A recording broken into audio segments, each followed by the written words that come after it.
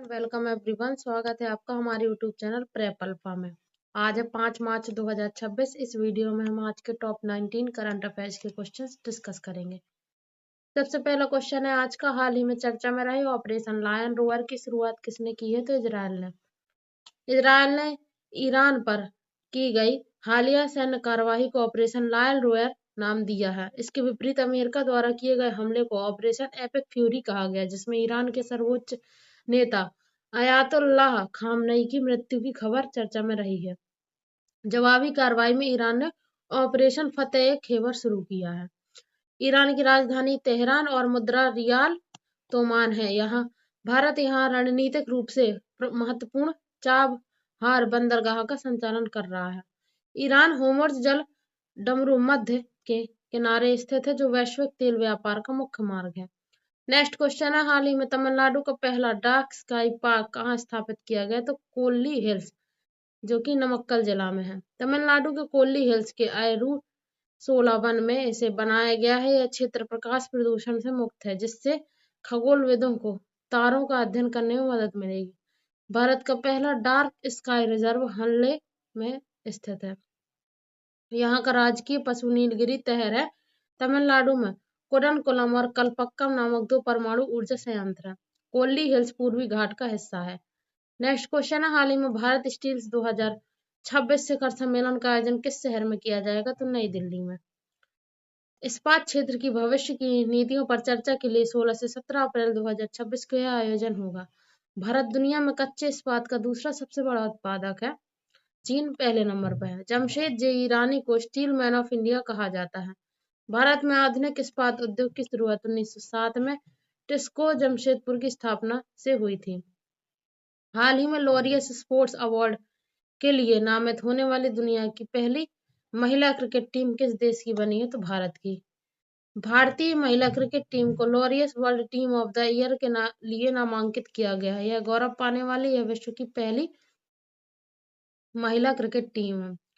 Laureus world sports award की शुरुआत 1999 में हुई थी। हाल ही में भारतीय महिला टीम ने दक्षिण अफ्रीका को हराकर अपना पहला आईसीसी विमेंस वर्ल्ड कप जीता था। नेक्स्ट क्वेश्चन है, हाल ही में ग्लोबल माइंड हेल्थ रिपोर्ट 2025 में भारतीय युवाओं को कौन सा स्थान प्राप्त हुआ है? 60वां स्थान।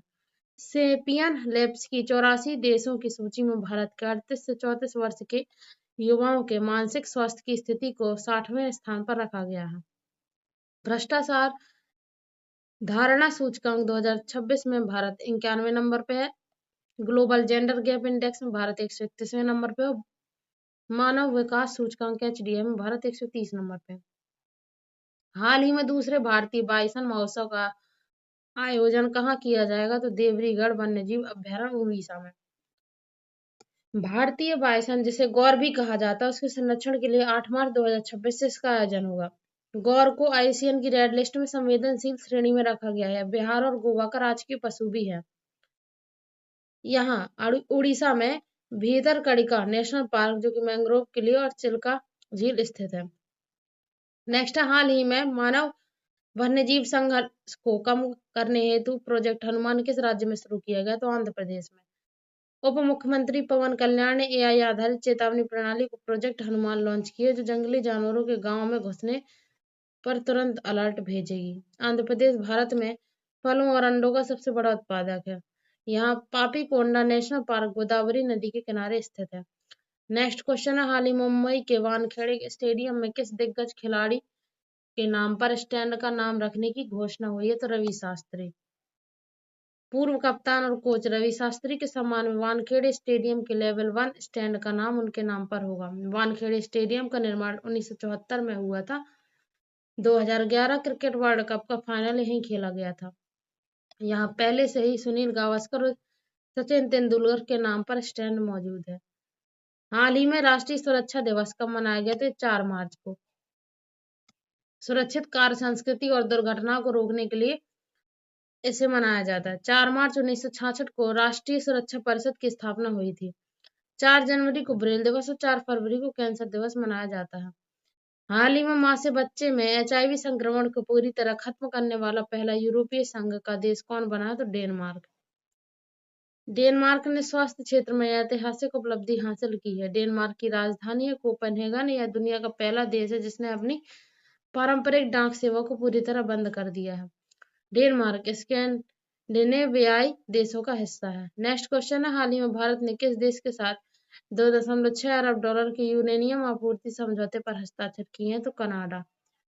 परमाणु ऊर्जा उत्पादन के लिए भारत ने कनाडाई पीएम मार्क कार्नी की यात्रा के दौरान यह बड़ा समझौता किया है। यूरेनियम को येलो केक भी कहा जाता है। भारत में यूरेनियम की प्रमुख खान जादूगोंडा झारखंड में है। कनाडा की तट रेखा दुनिया में सबसे लंबी है। हाल ही में कनाडा के मिसिसोगा में 51 फीट की राम प्रतिमा स्थापित की गई है। नेक्स्ट क्वेश्चन है, हाल ही में प्रसिद्ध डोल यात्रा उत्सव कहाँ मनाया गया है? तो असम में।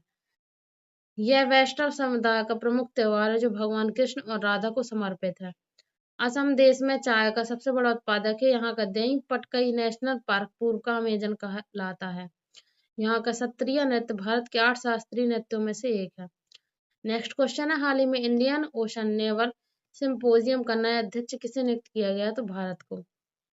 भारत ने 16 साल बाद इसकी अध्यक्षता प्राप्त की है। भारतीय नौसेना प्रमुख एडमिरल दिनेश कुमार त्रिपाठी इसके वर्तमान चेयरमैन होंगे। IUNS की शुरुआत 2008 में हुई थी। इसमें 25 सदस्य देश है। भारत वर्तमान में चावल, दूध और मखाने का दुनिया का सबसे बड़ा उत्पादक देश है। नेक्स्ट क्वेश्चन है, हाल ही में नौसेना मुख्यालय में नौसेना आयुध महानिदेशक कौन बने हैं? तो BP सिंह। 1994 बैच के अधिकारी BP सिंह को हथियारों के प्रबंधन की महत्वपूर्ण जिम्मेदारी दी गई है। अभी दीपक गुप्ता गेल के नए CMD बने हैं और विमान पतक प्राधिकरण बोर्ड की पहली महिला सदस्य बनी है निवेदिता दुबे। नेक्स्ट क्वेश्चन है, हाल ही में श्रीनगर सेंट्रल जेल की कमान संभालने वाली पहली कश्मीरी महिला कौन बनी है? तो सबा सोल। ये जम्मू कश्मीर के प्रशासनिक सुधारों में महिला सशक्तिकरण का एक बड़ा उदाहरण है।